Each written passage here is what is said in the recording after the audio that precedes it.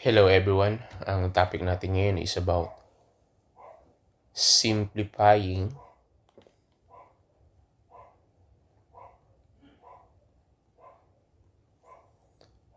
series and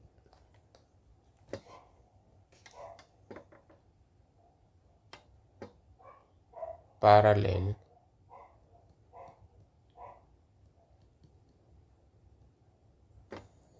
combination.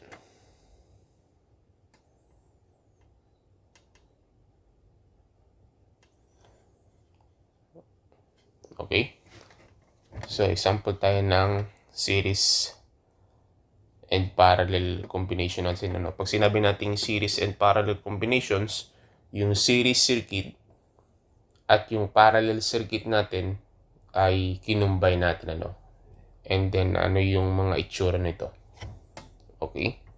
So, example tayo ng circuit natin.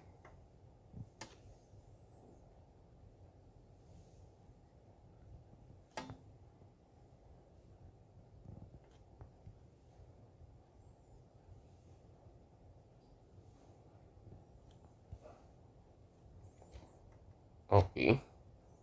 So, yan yung mga itsura ng ating mga series circuit na kung magka-combine yung series circuit at combined sa parallel circuit. Okay, let us solve this circuit problem, So, dito, let's say, sabihin natin hinahanap yung total resistance, total current, and yung mga voltage drop niya. So, lagyan muna natin ng volume.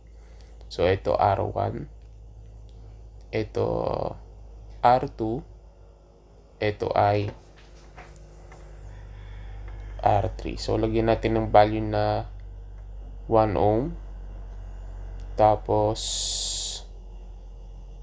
2 ohms, ito naman ay 3 ohms. Okay? So, hanapin natin yung voltage sa R1, yung voltage sa R2, yung voltage sa R3, also yung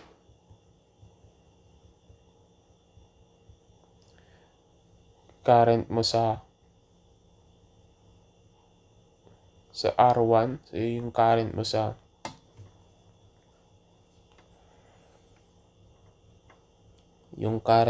R2, o yung flow ng current mo sa R2, tapos yung flow ng current mo sa R3. Okay? So, yan yung mga hanapin natin. So, suppose yung ating voltage applied ay, let's say, 24 volts. Okay, let us solve this one. Let us first analyze and let us first solve the total resistance, So, sa pagsosolve ng circuit, kapag ang given ay kumpleto, yung R1, so let's say ganito talaga yung circuit mo. Given yung R1 mo at given yung voltage mo. So, ang pinakamabilis na paraan is hanapin mo muna yung total resistance, Kasi meron ka ng voltage applied, which is equal yan sa total voltage mo, na 24 volts. So, meron kang IT, hanapin mo pa rin yan. At yung total resistance. So, paano natin gagawin kapag ganito, Okay. So, ang una mong gagawin is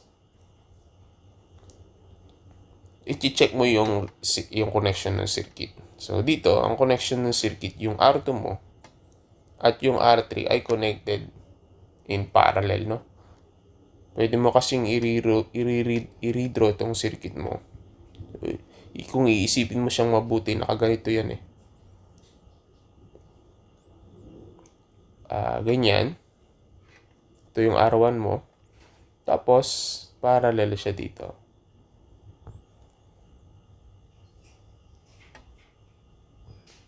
Okay, so R2 ito. Ito yung R3 mo. So, kung i-imagine mo, ang pinaka-end na circuit niyan is ganito.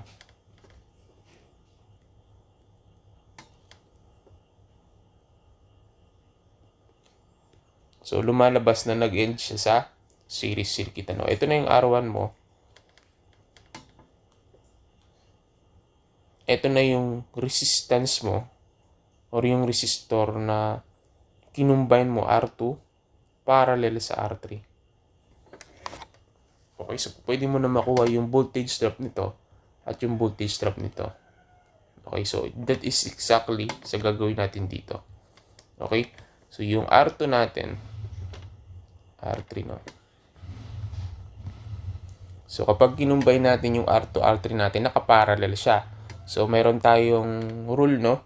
So yung special case, kapag dalawa lang yung resistor na connected in parallel, ang gagawin lang natin is R2 parallel sa R3 is R2, ito yung formula natin, R2, R3, tapos R1 plus, wala palang R1 dito, R2 at R3.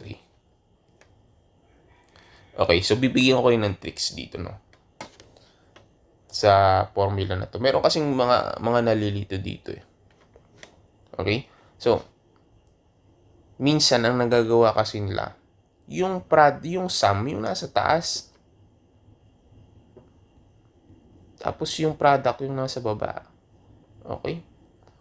So, bibigyan ko kayo ng technique para wag niyo makalimutan na yung multiply sa taas and plus sa baba. Okay? Lagi mong iisipin na merong kang makikitang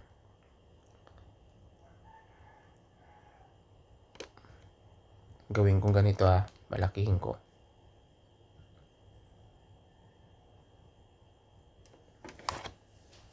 Okay, palagi kang makikitang arrow na iisipin mo may arrow dyan.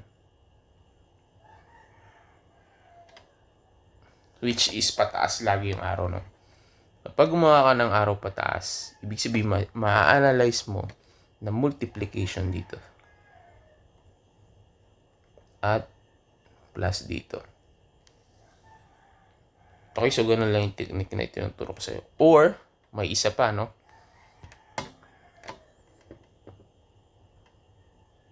I-derive mo ngayon yung formula nito.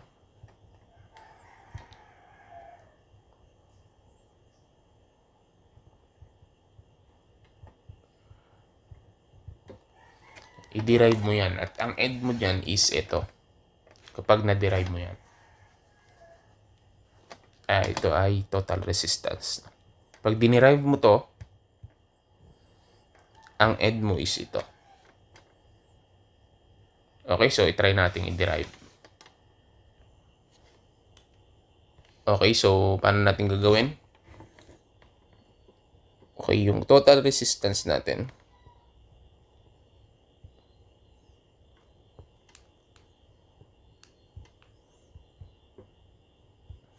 So, R2 na at R3 yung ginamit ko, no? Si R2, R3 naman yung example natin eh. So, plus 1 over R3. Okay, so meron akong itinuro na formula, no? Kapag total resistance, ang formula niyang gagamitin is 1 over R1 plus 1 over R2. So, dito, ang gagamitin natin is 2 at saka 3. Okay, so ganito lang naman yan kadali, no? So, 1, yung denominator lang ang solve natin, no? Muna. Okay, so pwede natin gawing multiply ito, R2 times R3, tapos cross multiply doon pag ganon, no? 1 times R3 is R3. So, plus, kasi plus yung nasa, di ba, plus, yan, ganyan. Okay, then R2 times 1. So, R2. Okay, so ito ngayon ay lumalabas na 1 times yung reciprocal, no? R2, R3. R2 times R3 over R2 plus R3. Okay, so simply RT mo is equal to 1 times ito. So, simply R2 times R3 over R2 plus R3. Okay, so ganun lang kadali. Kung mapapansin nyo, yung multiplication nasa taas, yung addition ay nasa baba. Okay, so ganun lang yung pinaka mabilis na way para ma-analyze nyo sa ano. Okay, so back again tayo sa topic natin.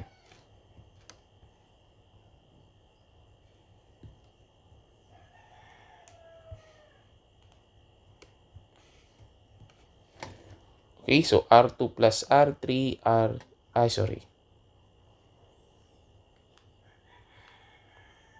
Ito ang plus, ito ang multiply. Okay, so yung R2 natin, ang value ay 2 ohms times 3 ohms over R2 plus R3, 2 ohms plus 3 ohms. Okay, so ang R2 parallel mo sa R3 ngayon is equivalent to 1.2 ohms. Okay? So, yun yung equivalent mo ng R2 parallel sa R3. So, lumalabas na ito ngayon ay equal na sa, yung R1 natin is 1 ohm. Tapos, itong R2 parallel mo sa R3 ay 1.2 ohms.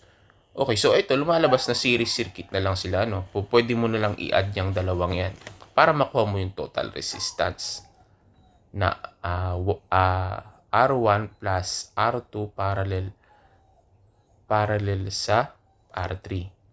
Okay, so 1 plus 1.2, ang sagot mo dyan, of course, is 2.2, no? 1 plus 1.2 is 2.2 ohms. Okay, so ibig sabihin ang ating total resistance ay 2.2 ohms. Okay, so meron na tayong total resistance. Susolve na natin ngayon yung total current mo. IT is equal to VT over RT. Yung VT mo ay 24 volts over yung R1 mo ay RT total resistance mo is 2.2 ohms. 2.2 ohms. Okay, so ang iyong total current dyan is equivalent to 120 over 11 amperes. Okay, so or 10.909 amperes, or pwedeng let's say 10.91 amperes. Okay, so meron ka na ngayon total current na 10.91 amperes. Okay, so pwede natin ngayon ma-compute yung next, yung mga voltage drop, no? Sa BR1 mo, tapos yung iyong BR2 at saka yung BR3. So, paano muna natin gagawin yun? Okay? So, gamit dito is, since ito naman ay naka-series, no? Apply natin yung voltage divider. Okay? So, simulan natin sa R1. So, BR1. Okay? So, kapag series circuit, ang nasa numerator is voltage divider yung R1. Then, yung sum ng R1 plus yung kung saan siya connected, R2 parallel sa R3 times yung voltage total natin. Okay? Yung R1 natin again is 1 ohm over 1 ohm plus 1.2 ohms. 1.2 ohms. Okay, so nakamultiply siya sa ating 24 volts. So, ang BR1 mo ngayon is, so same pa rin siya, no? 120 over 11 volts naman to. Or 10.91 volts. Okay, yan yung BR1 mo. Now, next is yung BR2 mo. So, now, BR2 ba? Of course, yung BR2 mo muna at saka yung parallel sa BR3, no? So, BR2 parallel sa BR3. Actually, R2 parallel R3. So, since R2 parallel sa R3, so BR2 parallel sa BR3. I mean, BR2 parallel BR3. Okay?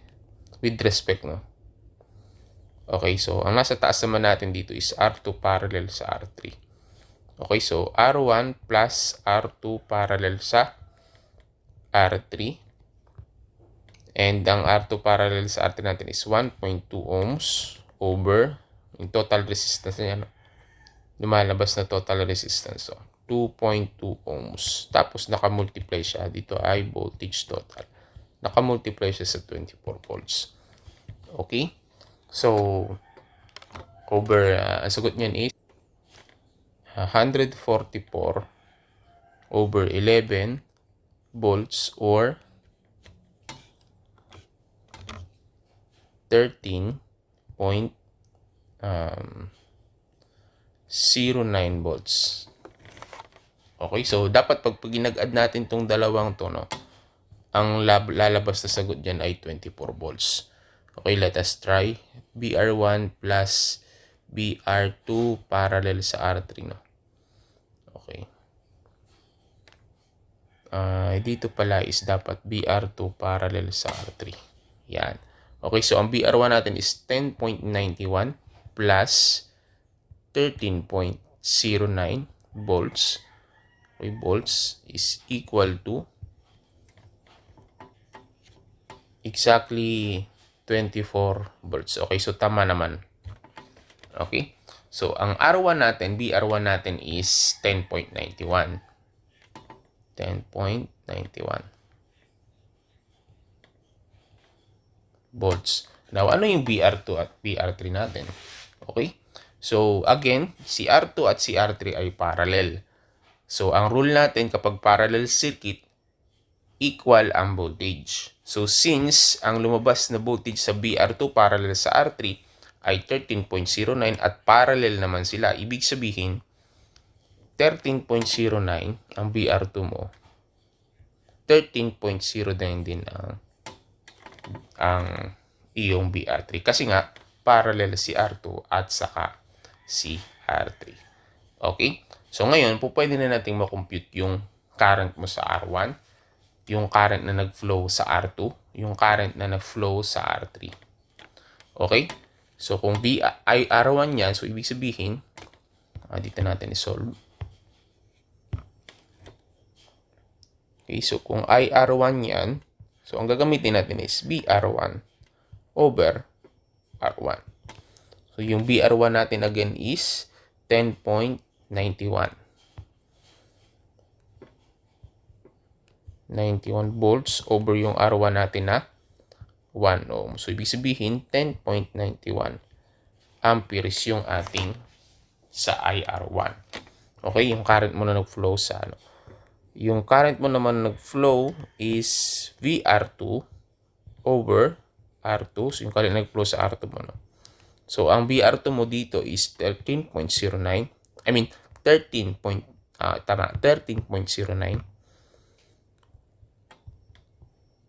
volts over yung R2 mo na 2 ohms. Okay, so ang sagot mo dyan is 6.545 amperes. Okay, next is yung IR2 mo. AR3, sorry. So, VR3 over R3. Yung VR3 mo ay 13.09 din. And over yung R3 mo na 3 ohms.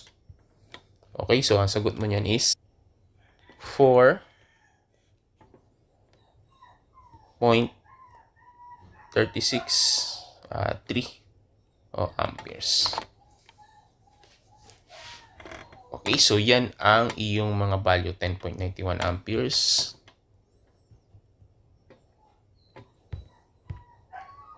Uh, 6.5, gawin na natin 6.55. 6.55 55 amperes. And of course, yung ating 4.36 na lang, 4.36 amperes. 4.36 amperes. Okay. So, yan ang ating total, yung IR1, IR2, IR3. Okay, now, since dito, series siya, no? So, kapag series, equal ang current. So, dito.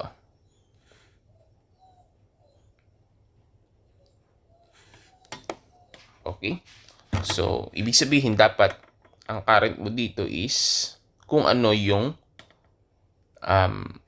value mo sa R1. Diba? Kasi ito yan eh.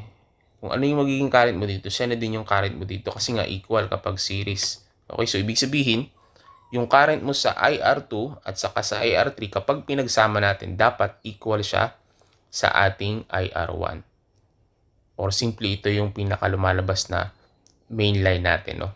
So, 6.55 plus 4.36. Ang sagot mo dyan dapat is 10.91. Okay, so tama naman. 10.91 amperes. Okay, so 10.91 ang ayusin natin, no? So, dapat dito ay equal ang current mo.